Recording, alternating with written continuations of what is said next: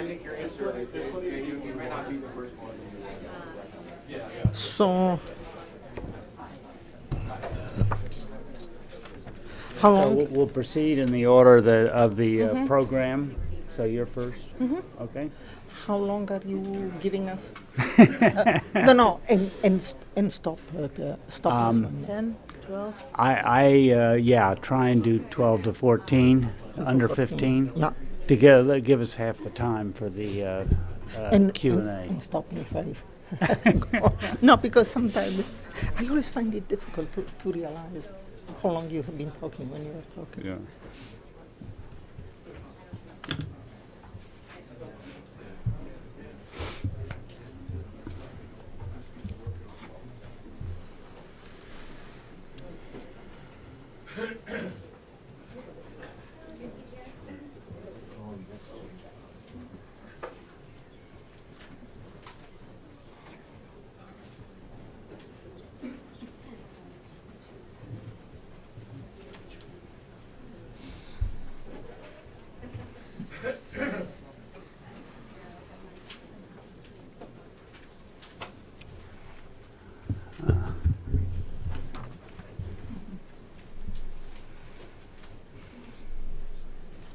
Thank you all for being prompt and coming back. I'm Mike Van Duzen, a senior advisor at the Wilson Center. And we have an excellent third panel here, or second panel with several participants. And we will proceed in the order of the program. You have the bios of our three excellent speakers. Ellen Leibson will talk first. Ellen. Thank you, Mike. I'm delighted to be here. And so our panel is supposed to look a little bit more to the future. So maybe the question is there a better map for the Middle East, and how would you get there if you were to determine that there was?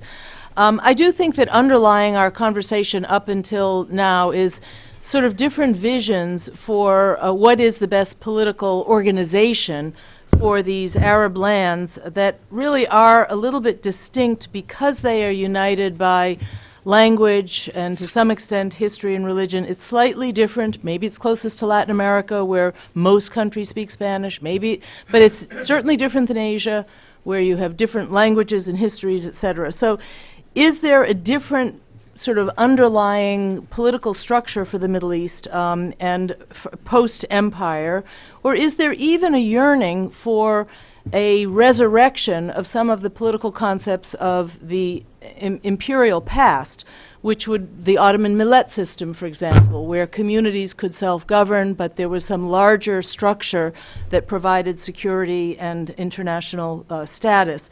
So for me, there is this kind of conceptual question of could we imagine a Middle East that moves back to the future of a pan-Arab, more unified region? Or would we see a Yugoslav-like solution where you break up countries into the particularisms, sort of homogeneous entities that are meaningful and are somewhat initiated by those communities to live in more homogeneous units where there's less multiculturalism, less source of tension and competition. And so I'm not going to answer the question, but I think that there's a macro future and there's a micro future, but in reality, I'm going to endorse where Greg Gause came out, saying most likely the state structure will remain. And I'm going to give you a few reasons or just explore a few themes related to why whether we're still mad at Mr. Sykes and Mr. Picot or not, there is a logic and a durability to the state structure that we have today. And I'm not saying this is because it's perfect or satisfies everybody's interests and needs, but because I do think there's inertia in the international system. I think that once sovereign states are recognized, there's a power to incumbency. There's a power to the control, the theoretical control. And the Middle East isn't the only place where states have borders and they don't necessarily control all the territory within those borders. So I think it's not that easy to change the legal status of a geographic place. A few people have referenced the UN. Now here the picture is, let's get the textures right here. The UN actually does midwife new nations. That's part of the purpose when the UN was first created. There was a whole very active decade or more of decolonization, and more recently they've midwifed new states, South Sudan, East Timor, Kosovo, through processes of negotiation where borders were in fact changed through some, after war, a political process, a referendum, an act of self-determination. It can be done. You can, and perhaps that would be the way Kurdistan would get its independent status, would be through an internationally monitored, supervised activity based on some, first the parties themselves have to bring a petition, in a way, to the international community, or there has to be some resolution, either in the battlefield or at a negotiating table, and then the UN knows how to swing into action and sort of finish that process. So it can be done, and the UN isn't only the protector of the status quo. The UN can be a facilitator of a change in borders, but I think there are still some compelling reasons why that's less likely to happen in the Middle East. I really appreciated Genevieve and others recognizing that it's the Islamic State that has the new big idea, and it was Professor Thompson as well, you know, that they're the ones who are now promoting that pan-Arab, you know, where is the shared identity that is cross-border, that is bigger, the bigger concept, the bigger idea of who we are in the region. But I do think their legitimacy is very, very narrow. I think their credibility and effectiveness is in decline. And I certainly think from an American interest perspective, we would not want to see their vision of the future of the Middle East prevail. And I think that the vast majority of people who live in the region would agree with that. The second, and again, I'll just underscore things that maybe have already been said in a different way, you know, while the current governments within their existing borders have deficits of legitimacy, and certainly deficits, one thing that didn't quite come out in the last session is it's the delivery of services where the states have failed. It's not just defending the borders, but that the pact of, you know, you be loyal to me as the representative of the state, and I will give you in exchange what you need. I will give you clean water. I will give you public schools. I will give you roads, etc. That's also where the states in the region have failed, in the very practical day-to-day business of delivering services. So we know that there are terrible deficits in most Arab countries, and yet I would say that national identity does exist. People know that there's a difference between the national character of an Iraqi and the national character of a Yemeni or a Lebanese.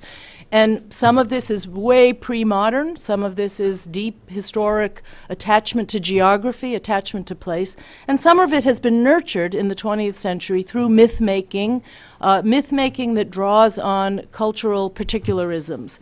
And so I think there is national identity, and it would be hard, I think, to create consensus in either Syria or Iraq in particular for an alternative shape to the country that would still be that country.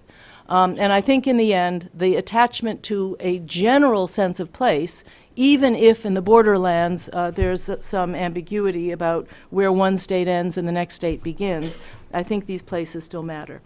And third, there should be no illusion that drawing new lines around homogeneous entities or sub-national groupings would be the right solution in a globalized world. And I take a slightly different definition of globalization. It's not international trade. It's not whether you're connected economically. It's about the processes of how transactions are made with individual empowerment through information technology that bypasses the state. Part of globalization is not managed by states. It's happening in a world where borders are more porous. So I think that the Middle East is a paradox. It is, on the one hand, the least integrated. They don't trade with each other. We know all the economic arguments why the Middle East is less successful in the age of globalization, and yet, in other ways, you know, it is learning selectively to play the game. And because of the part of the Middle East that's in the Mediterranean world, it's actually already networked pretty well. They're more interested in trading and in economically interacting beyond their borders than within this this more homogeneous Arab world. The other reason why new borders wouldn't help necessarily is that the demography of the region is not static. This is a region of historic migration. Sometimes those migrations come because terrible things have happened, water scarcity, wars, etc. But sometimes the migration is spontaneous and a positive thing, labor migration, etc.